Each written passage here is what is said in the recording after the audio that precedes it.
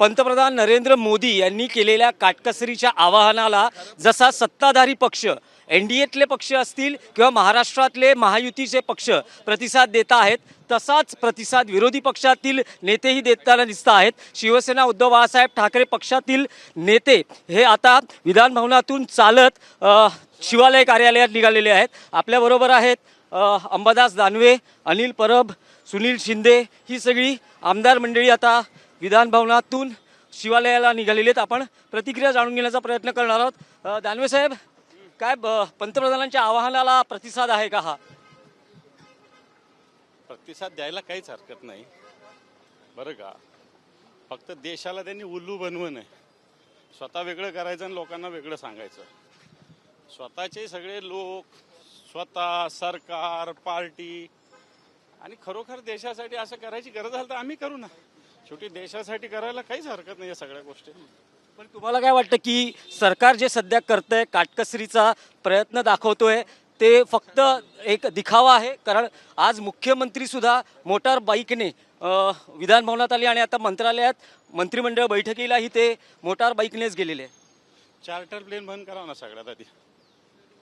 सगळे त्यांचे साधे साधे मंत्री ना, राज्यमंत्री चार्टर प्लेनने फिरतात सध्या. त्यांचे पार्टीचे नेते, प्रदेशाध्यक्ष वगैरे सगळे चार्टरने फिरतात. ते जर खरोखर बंद केले तर समजू आपण की खरोखर त्यांना पंतप्रधानाच्या आव्हानाला प्रतिसाद द्यायचा. काल एक मध्य प्रदेशचा भारतीय आंदोलनाचा नेता 800 गाड्या घेऊन गेला भोपाळला, उज्जैनहून. जरा हे थांबवलं पाहिजे ना. हे थांबवल्या पाहिजे गोष्टी. निश्चित आम्ही साथ देऊ, काय प्रॉब्लेम नाही. आणखी काही शिवसेनेची नेते मंडळी आहेत, आपण त्यांच्याशी संवाद साधणार आहोत. परब साहेब, सुनील शिंदेजी, तुम्ही चालत निघालेला आहात. परब साहेब, चालत आता विधानभवनातून तुम्ही शिवालयाला निघालेला आहात. हे काटकसरीचं धोरण आहे की आणखी? असेही आम्ही रस्त्यावरचे कार्यकर्ते आहोत. आम्हाला काय असा चार्टर किंवा असा काय गाड्यांचा ताफा घेऊन ना कधी योग आला ना कधी आम्हाला शौक आहे. त्याच्यामुळे ही काटकसर आम्हाला अशी काही खास लागू होत नाही. ही आमच्यासाठी कायमची काटकसर आहे. असे आम्ही रस्त्यावर देखील विभागात फिरत हे चालतच फिरत असतो.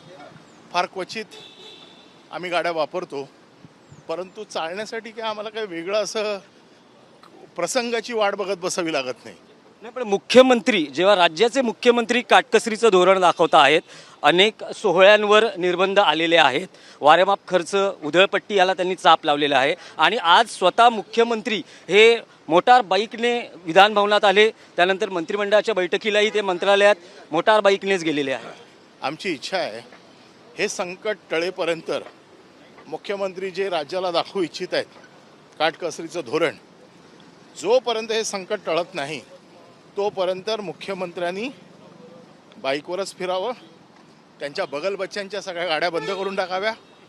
त्यांच्या मित्रपक्षाचे छोट्या छोट्या कार्यकर्त्यांना ज्या पोलीस सिक्युरिटीच्या गाड्या दिलेल्या आहेत, ज्याच्यावरती करोडो रुपयाचं डिझेल आज खर्च होत आहे, ते बंद करावं.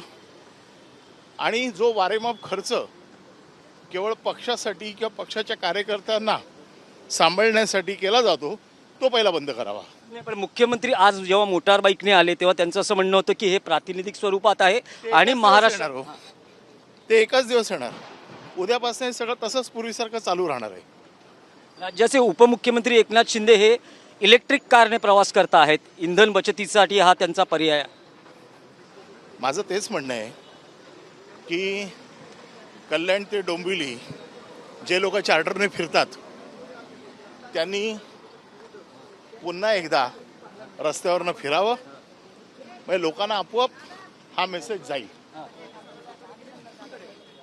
त्याच्यामुळे मला असं वाटतं की हा एक दिवसाचा केवळ कार्यक्रम असू नये, हा कार्यक्रम कायमचा असावा जोपर्यंत हे संकट टळत नाही.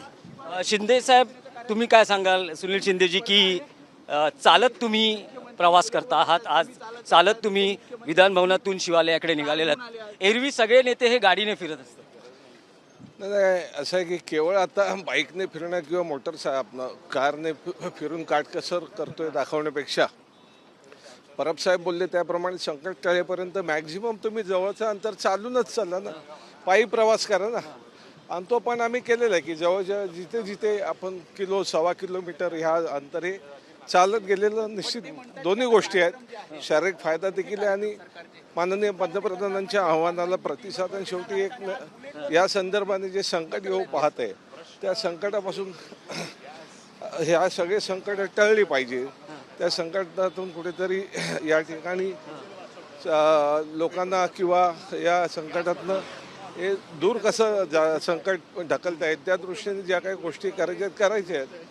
पंतप्रधानांनी आवाहन करून सुद्धा मुंबईचे माननीय अध्यक्ष या सत्ताधारी पक्षाचे 25 गाड्यांचा ताफा घेऊन त्या दिवशी नालेसफाईची पाहणी करत होते. त्याच्यामुळे हा हेतू किती हेतू म्हणजे त्या हेतूबद्दलच मुळात मुंबईकरांना किंवा राज्याला जनतेला याबद्दल शंका आहे. परंतु जर खरोखर मनापासून पंतप्रधानांच्या आव्हानाला प्रतिसाद द्यायचा असेल तर अशा तऱ्हेची कृती ही खऱ्या अर्थानं आवश्यक आणि तो करण्याचा आम्ही प्रयत्न करतोय. आपण बघू शकतो की महाराष्ट्रात एक वेगळं चित्र बघायला मिळतंय. अनेकदा सत्ताधारी पक्षाचा विरोधी पक्ष करत असतो, पण पंतप्रधानांच्या आवाहनाला जसा सत्ताधारी पक्ष प्रतिसाद देतोय तसा विरोधी पक्ष पहिल्यांदा रस्त्यावर या पंतप्रधानांच्या आवाहनाला सकारात्मक प्रतिसाद देताना दिसतो आहे. पण विरोधी पक्षातील नेत्यांचं, शिवसेना उद्धव बाळासाहेब ठाकरे पक्षातील आमदारांचं, नेत्यांचं असं म्हणणं आहे की सध्या राज्य सरकार जे करतं आहे तो फक्त दिखावा असता कामा नये, तर काटकसरीचं धोरण हे प्रत्यक्षात कायम स्वरूपात राहिलं पाहिजे. उधळपट्टी ही कायमची थांबली पाहिजे आणि मुख्यमंत्र्यांनी फक्त एक दिवस मोटार बाईकवर प्रवास न करता पुढचे वर्षभर त्यांनी हा असाच प्रवास करून काटकसरीचं धोरण हे कायम आहे हे त्यांनी दाखवलं पाहिजे. आपण बघू शकतो की ही मंत्रालयाची इमारत आहे. विधान भवनातून विरोधी पक्ष नेते आज चालत निघाले शिवालयाच्या दिशेनं. काही वेळापूर्वी मुख्यमंत्री मोटार बाईकने मंत्रालयात मंत्रिमंडळाच्या बैठकीला आलेले आहेत. पण विरोधी पक्षाची ही माफक अपेक्षा आहे की जे सध्या काटकसरीचं धोरण दाखवलं जातं आहे तो फक्त दिखावा असता कामा नये आणि तो प्रत्यक्षात वर्षभर राबवला गेला पाहिजे. तरच खऱ्या अर्थानं पंतप्रधानांच्या आवाहनाला मुख्यमंत्र्यांनी आणि त्यांच्या सहकाऱ्यांनी योग्य तो प्रतिसाद दिला आहे असं म्हणता येईल. व्हिडिओ जर्नलिस्ट आदिलसह दिनेश दुखंडे, TV9 मराठी, मुंबई.